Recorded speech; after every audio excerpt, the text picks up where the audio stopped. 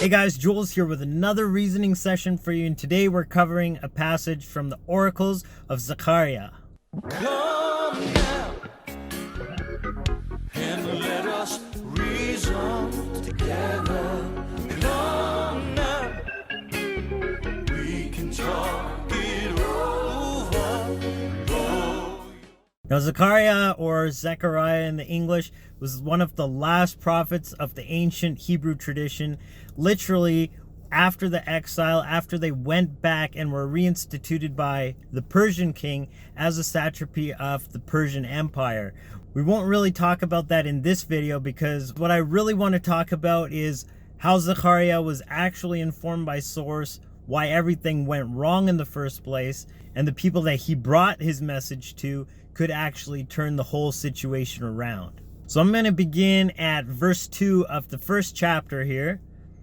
Yahweh has been sore displeased with your fathers. Now, who is Yahweh? We've been through this before. Yahweh is the personification through history of divine source that actually embodies the concept of what you put out is what you get back. The name or the word Yahweh actually is a participle of the to be verb, denoting the isness of source, but not just isness that, oh yeah, source is and that's cool. No, this isness is actually that which is perpetrates. In other words, that which is, has been, and will continue to be. And what does that represent? That represents the generation of pattern. And what generation is that? Basically, the rule of the universe. As you do unto others, so shall it be done to you. What you sow, so shall you reap. So this concept is being revealed to Zechariah in this message. Yahweh has been sore displeased with your fathers. Therefore say unto them, thus says Yahweh Tsabaoth, or Yahweh of the hosts, the angelic armies. Turn unto me, says Yahweh of hosts, and I will turn unto you, says Yahweh of hosts. Again, embodying that concept of as you do, so shall you receive. Don't be as your fathers, unto whom the former prophets have cried, saying, thus says Yahweh of hosts, turn ye now from your evil ways and from your evil doings. But they did not hear, nor hearken unto me, says Yahweh. Your fathers, where are they? So this warning is constantly coming to people, right? But what does it say? Your fathers, where are they? And the prophets, do they live forever? But my words and my statutes, again, this is the concept embodied in the concept of Yahweh. My words and my statutes, which I commanded my servants the prophets, did they not take hold of your fathers? So you know, all the warnings that were coming to the unjust kings, to the wicked dealings of the people in the land, the whole time through these messengers, the prophets, nobody was listening. No one cared. And they said, you know, does God even exist? We're carrying on with our manipulations, our controls, our lies, what have you. And it doesn't seem like there's any kind of divine justice coming. So they continued, and they didn't stop what they were doing. But guess what? It ended up catching up with that culture, and the entire kingdom was decimated, and those left behind that weren't killed were exiled into captivity. That captivity lasted 70 years, and it probably would have continued a lot longer if there wasn't a small group of people that actually turned to source during that time, and source was able to ignite a fire back within that community and actually send them back and reinstitute this whole tradition again.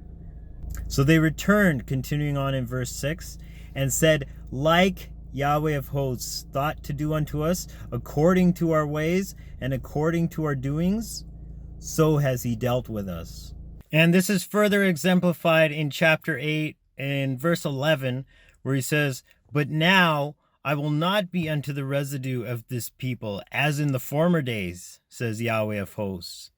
For the seed shall be prosperous, the vine shall give her fruit, and the ground shall give her increase, and the heavens shall give their dew, and I will cause the remnant of this people to possess all these things. So we realize that when we do take time and do the inner work, then it's inevitable that we reap the harvest of the seeds we've sown. That's just the way things work. And we can see this whole promise is exemplified in the promise from 2 Chronicles 7:14. I mean, the whole Chronicles, they chronicle the whole process of these kingdoms, how they used to be in tune with source, or at least the people leading them were, and over time the people in these communities just let that all slide, and from there the whole society went downhill. If my people, and this is source speaking, which are called by my name, shall humble themselves and pray and seek my face and turn from their wicked ways, then will I hear from heaven and will forgive their sin and will heal their land. So it's just that what you put out is what you get back. When you're running corruption, you're going to receive more corruption. And before you know it, your entire society is going to be corrupt. When you're running manipulation, your whole society is going to be exposed as one being manipulated.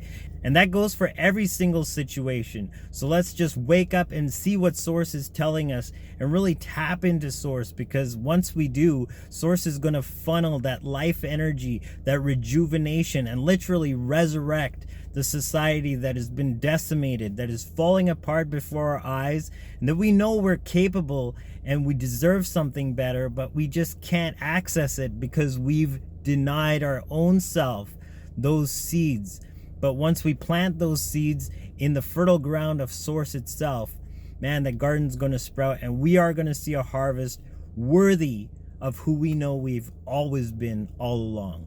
So I love you guys. Stay optimistic and know that Source has our back. Source has got this. I'll see you in the next video. Joel signing out once again. Agape, Salaam, Namaste. Shalom.